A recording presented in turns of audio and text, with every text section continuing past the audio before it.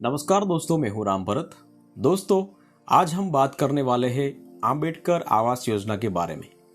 जी हाँ दोस्तों, अंबेडकर आवास योजना के तहत लाभार्थी को 1,32,000 रुपया की सहाय मिलती है। तो सहाय लेने के लिए क्या क्या क्राइटेरिया होना चाहिए, इसके लिए डॉक्यूमेंट क्या क्या चाहिए, किसको ये सहाय का लाभ मिलेगा, वो तमाम जो स्टेप बाय स्टेप इन्फॉर्मेशन है वो इस वीडियो के माध्यम से हम बताने वाले हैं। तो वीडियो को अंत तक देखते रहना।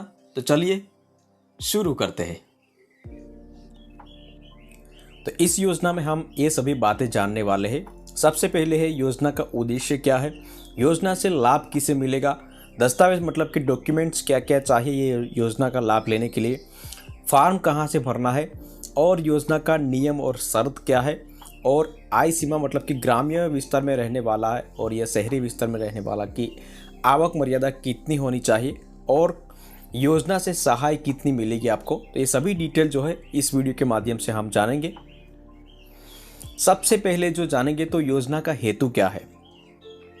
तो अनुसूचित जाति आर्थिक रूप से कमजोर वर्ग होता है। तो कमजोर वर्ग और विशेष रूप से गरीबी रेखा के नीचे रहने वाले बेघर लोग जो होते हैं, जिनके पास खुला भूखंड जो है प्लॉट होता है, मिट्टी का घर या तो मतलब मिट्टी का घर होता है या तो कोई चौपड़ी जैसा घर होता है जो निर्जन मतलब के रहने लायक नहीं होता है, तो उसको लाभ देने का हेतु है।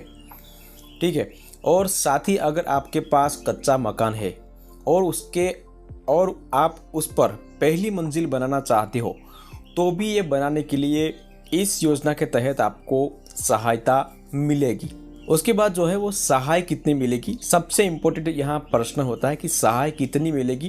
तो सहाय जो है यहाँ आपको 1,32,000 रुपया की सहाय मिलेगी, और ये भुगतान जो है वो 3 किस्तों में किया जाएगा, जिसमें सबसे प्रथम जो है 40,000 का किस्त आपको मिलेगा प्रशासकीय स्वीकृति के आदेश से।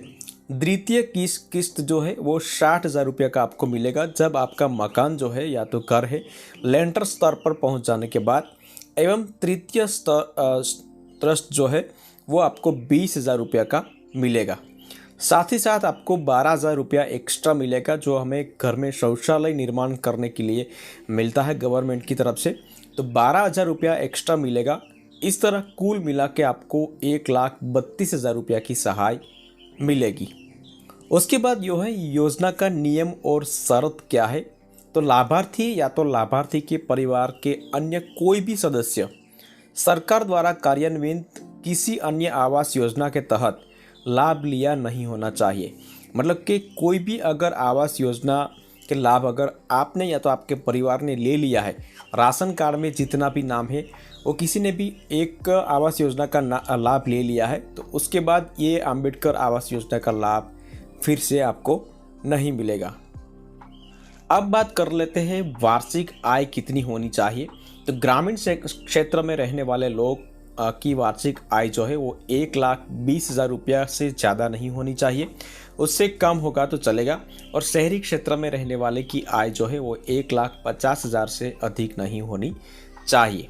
साथों साथ लाभार्थी को इस योजना अंतर्गत निर्मित घर जो आप बना रहे हो, तो राज्य सरकार की अंबेडकर आवास योजना ऐसा आपको नाम लिखना पड़ेगा, पट्टिका लगानी होगी।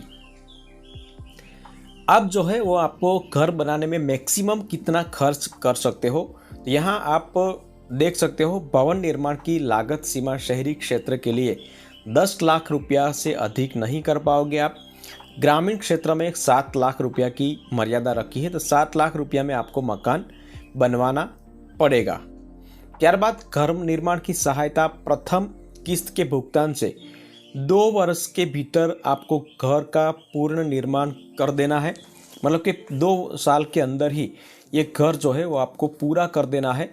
अगर उससे 2 साल में आपका जो मतलब घर निर्माण पूरा नहीं हुआ, तो आने वाला जो 2 किस्त है लास्ट में, तो वो आपको नहीं मिलेगा।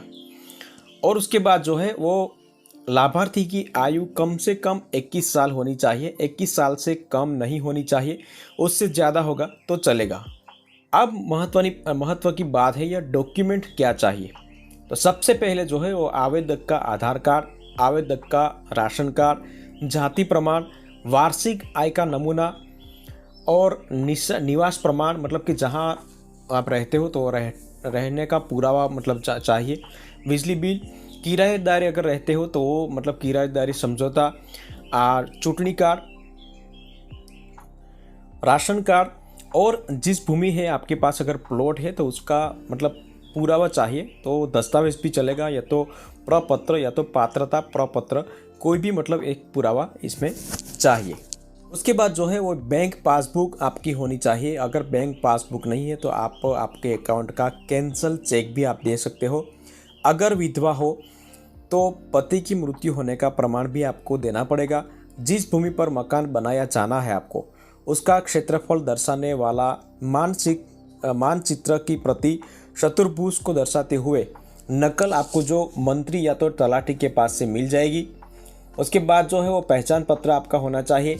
मकान निर्माण प्रमाण पत्र, स्व घोषणा, खुला प्लॉट जहां मकान का निर्माण करना है तो उसकी फ़ोटो चाहिए। अगर मकान है तो जर्जरित मकान है तो उसकी भी आपको फ़ोटो ऐड करनी पड़ेगी।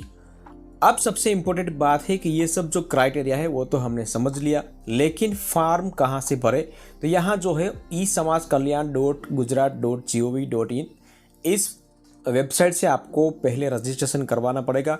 उसके बाद जो है आप उसके लाभ ले सकते हो, लेकिन सबसे पहले आपको डॉक्यूमेंट जो है वो इकट्ठा करने के बाद ही आप फॉर्म में अप्लाई कर सकते हो। तो इस तरह अगर आपको क्राइटेरिया में अंबेडकर आवास योजना के क्राइटेरिया में आते हो तो फॉर्म भर सकते हो। दोस्तों, वीडियो पसंद आया तो वीडियो को लाइक ज़रूर कर दे दो, शेयर करना, और चैनल पे नए आए हैं तो चैनल को सब्सक्राइब ज़रूर कर देना।